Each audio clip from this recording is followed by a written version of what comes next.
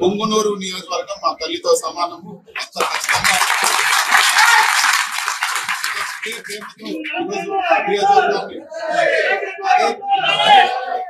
అదే ప్రేమతో నియోజకవర్గాన్ని అభివృద్ధి చేసేదాన్ని కూడా మేము కృషి చేస్తాము.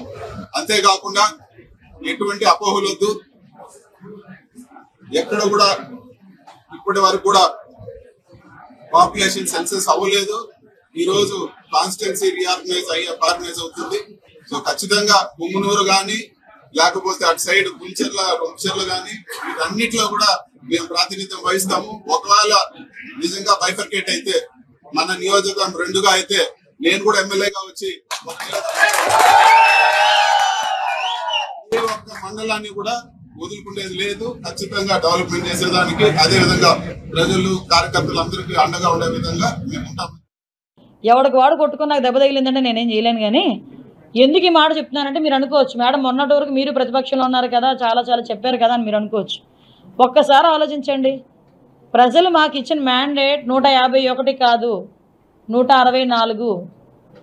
రాష్ట్రం మొత్తమే చూసుకుంటే 11 మంది అవతల ఎమ్మెల్యేలు ఉన్నారు, 164 మంది మా ఎమ్మెల్యేలు ఉన్నాం.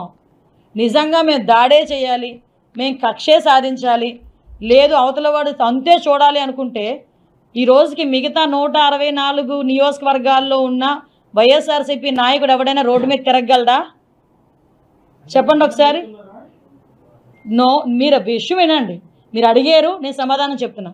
నేనేం చెప్తున్నానంటే ఇలాంటి యాటిట్యూడ్, అలాంటి బిహేవియర్ మాకు లేదు. At the same time Chandrababu Naidu గారు చాలా క్లియర్గా కక్ష సాధింపు చర్యలు మేము చేయమని చెప్పారు. కాబట్టే దెబ్బతిన్న కార్యకర్త కూడా నాయకుడు మాట మీద ఇంట్లో కూర్చున్నాడు. కానీ ఎవరైతే అన్యాయం చేశారో, అవినీతి చేశారో అలాంటి వాళ్ళని మాత్రం యాజ్ పర్ రూల్ వాళ్ళు పనిష్ చేస్తాం. ఓకే, మీరు ఇందాకన్నా దాడులు జరుగుతున్నాయని. దాడులే జరుగుతున్నాయో చేయించుకుంటున్నారో అది కూడా ఎంక్వైరీ వేస్తాం. నిజంగానే దాడి జరిగింది అనుకోండి, డెఫినెట్గా వాళ్ళ మీద చర్యలు తీసుకుంటాం. మా పార్టీ వాళ్ళనే చర్యలు తీసుకుంటాం. నేను ఇంకోటి కూడా చెప్పాను, గంజాయి విషయంలో మా పార్టీ వాడు ఫోన్ చేసినా మీరు రెస్పాండ్ అవ్వద్దని చెప్పాను. నేను చెప్తున్నాను కదా, పోలీసులు కూడా అందరూ కూడా ఫేవర్గా ఉన్నారని నేనేం చెప్పట్లేదు. అందరూ యాజ్ పర్ లా పనిచేస్తున్నారు, నేనేం మాట్లాడట్లేదు. వాళ్ళలోని కూడా మిక్సింగ్ ఉంది, డెఫినెట్గా ఉంది ఆ మిక్సింగ్. దాన్ని కూడా మేము ప్రక్షాళన చేస్తాం. నాకు ఇంకా 3 days అయింది హోమ్ మినిస్టర్ ఇచ్చిన, టూ ఎర్లీ కదా. ఎస్, టీచర్కి ఎంత రైట్ ఉంటుందో పిల్లల్ని కరెక్ట్ చేయడానికి, యాజ్ ఏ హోమ్ మినిస్టర్గా నాకు అంతే రైట్ ఉంది. కాబట్టి డెఫినెట్గా కరెక్షన్ చేస్తాం. మా మార్క్ అంటూ ఉంటుంది. శాంతి భద్రతల విషయంలో ఇప్పుడు బెత్తం పట్టుకోకూడదు, లాఠీ పట్టుకుంటే ఒప్పుకోరు. కాబట్టి రెండు వద్దు. నోటి మాట చాలా పని చేయించుకోవచ్చు. వాళ్ళకి మేము అధికార పార్టీకి సంబంధించిన వాళ్ళు మనం చెప్పినా కూడా మీరు టాలరేట్ చేయొద్దు అని చెప్పా. ఎవరైనా ఒకటే తప్పు చేసిన వాడు. గంజాయి విషయంలో ఎట్టి పరిస్థితుల్లోని తెలుగుదేశం పార్టీ వాళ్ళైనా, జనసేన, బీజేపీ ఏ పార్టీ వాళ్ళైనా, ఆఖరికి వైఎస్ఆర్సీపీ వాళ్ళైనా ఎట్టి పరిస్థితుల్లోని ఎవరిని కూడా టాలరేట్ చేయాల్సిన అవసరం లేదు. టాలరేట్ చెయ్యం, ఎట్టి పరిస్థితులను టాలరేట్ చెయ్యం. టాస్క్ ఫోర్స్ ఈ రోజు నుంచే రంగంలో దిగుద్ది. చెక్ పోస్టులు పెంచుతున్నాం. చెక్ పోస్టుల దగ్గర సీసీ కెమెరాస్ కూడా మేము అరేంజ్ చేసుకోవడానికి సిద్ధపడుతున్నాం. చెక్ పోస్టుల దగ్గర సీసీ కెమెరాస్తో పాటు దాన్ని మానిటర్ చేయడానికి ఆల్రెడీ కంట్రోల్ రూమ్స్ దగ్గర ఉన్నాయి. కాకపోతే నాకు ఎంత బాధ అనిపిస్తుందంటే ఇవన్నీ మేము చేయగలమని వాళ్ళు చాలా కాన్ఫిడెంట్గా చెప్పారు పోలీసులు. కానీ ఈరోజు సిటీలోనే చూస్తే 1700 సీసీ క్యామ్స్ ఉంటే 700 పనిచేస్తున్నాయంట. ఏంటి అంటే మెయింటెనెన్స్కి డబ్బులు లేవు. ఈ 5 సంవత్సరాలు పోలీస్ స్టేషన్ మెయింటెనెన్స్కి డబ్బులు లేవు. వాళ్ళు ఇచ్చే 8,000 రూపాయలు కూడా 5 సంవత్సరాలు ఇవ్వలేదు. ఏమైపోయిందండి ఈ డబ్బు అంతా? ప్రతి నెల 8,000 రూపాయలు వాళ్ళకి వచ్చే మెయింటెనెన్స్ అంటే స్టేషనరీకనో దేనికనో ఖర్చులకనో దేనికనో వెళ్తే దానికి కూడా 8,000 రూపాయలు కూడా ఈ రోజు వరకు లేవు. ఏఆర్ ఎవరైనా వాళ్ళని విఆర్లో పెడితే పని చేయించుకుంటారు కానీ జీతాలు ఎవరు పోలీసులకి. ఈ 5 సంవత్సరాలు దుస్థితి అది పోలీసుల దుస్థితి. నాకు ఆశ్చర్యకరమైంది ఏంటంటే ఇది పొలిటికల్. ఆశ్చర్యకరమైనది ఏంటంటే ఇన్ని ఫెసిలిటీస్ లేకపోయినా మాలాంటి వాళ్ళ దగ్గరికి వచ్చి ఎందుకు అరెస్టులు చేసేవారు మాకైతే అర్థం కాదు. పోలీసులు ఎందుకు అంత ప్రాణం పెట్టి పనిచేశారు? ఏమీ కల్పించకపోయినా పోలీసులను పెట్టి అంత ప్రాణం పెట్టి పనిచేశారే, మరి అన్ని ఫెసిలిటీస్ కల్పిస్తే మరి ఇంకెలా పనిచేస్తారో చూడాలి.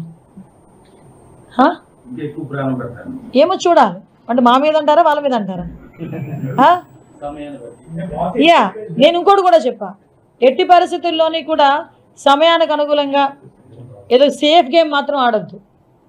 పోలీసులు కూడా ఇన్స్ట్రక్షన్ ఇచ్చారు, no safe games, only straight game. ఎట్టి పరిస్థితుల్లోని 3 నెలల్లో మార్పు తీసుకొస్తాం. 3 నెలల టైం ఇచ్చా. 3 నెలల్లో ఎట్టి పరిస్థితుల్లోని వైజాగ్లో గంజాయి అన్నది ట్రాన్స్పోర్టేషన్ కానీ గంజాయి విచ్చలవిడతనం కానీ నేను తగ్గిస్తాం. నాకు చాలా కాన్ఫిడెన్స్ ఉంది. డెఫినెట్గా ఆ రకంగానే పనిచేస్తాం. నేను ఛార్జ్ తీసుకొని వచ్చిన తర్వాత కూడా డీ అడిక్షన్ సెంటర్స్ మరీ దారుణం అండి. 3 ఉన్నాయట, 30 మంది ఉన్నారట. ఇక్కడేమో 1200 మంది ట్రాన్స్పోర్ట్ చేసిన వాళ్ళు పట్టుకున్నారు. 30 మంది డీ అడిక్షన్ సెంటర్లో అంటే 6 days 7 days సరిపోతాయి అన్న ఫీలింగ్ ఏదో ఆర్గనైజేషన్స్ ద్వారా చేస్తున్నారు. కేజీహెచ్లో ఎందుకు మనం ఒక బ్లాక్ తీసుకోలేకపోతున్నాం? So at the same time schools దగ్గర అవేర్నెస్ ప్రోగ్రామ్స్ కండక్ట్ చేయాలి. ట్రైబుల్లోని మనకి ట్రైబల్ ఏరియాలో అవేర్నెస్ ప్రోగ్రామ్స్ కండక్ట్ చేయాలి. పోలీసుల పరిస్థితి ఎలా అయిపోయిందంటే మాకు టీఏడిఎల్ లేవండి, ఆఖరికి ఏజెన్సీ అలవెన్స్లు కూడా లేవు 5 సంవత్సరాలు. సో అన్నిటినీ కూడా స్ట్రీమ్లైన్ చేస్తాం. అట్ ద సేమ్ టైం ఇంకోటి కూడా చెప్పాను, ఏదైతే మహిళా రక్షణ విషయంలో ట్రాఫిక్ పోలీసులు కూడా చాలా అప్రమత్తంగా ట్రాఫిక్ని ఎంతైతే మీరు కంట్రోల్ చేస్తారో స్కూల్ ఏరియాస్లో స్కూల్ జోన్స్లో ఈవ్ టీజింగ్ మీద కూడా అంతే దృష్టి పెట్టండి. ఈవ్ టీజింగ్ చేసే వాళ్ళని కూడా మీరు ఎట్టి పరిస్థితుల్లో వదిలిపెట్టే ప్రసక్తి లేదు. అవన్నీ కూడా మేము చాలా క్లియర్గా చర్చించుకున్నాం. నాకైతే పూర్తి నమ్మకం ఉంది, ఎలాగైనా ఎట్టి పరిస్థితుల్లోనైనా ఈ గంజాయిని స్టెప్ బై స్టెప్ మేము ఎట్టి పరిస్థితుల్లో అరికడతాం.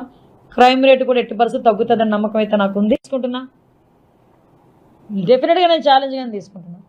ఎందుకనంటే ఈరోజు వరకు 6లో పోలీస్ స్టేషన్లో ఒకసారి మీరు చూస్తే షెడ్లు వేసుకొని ఉన్నారండి.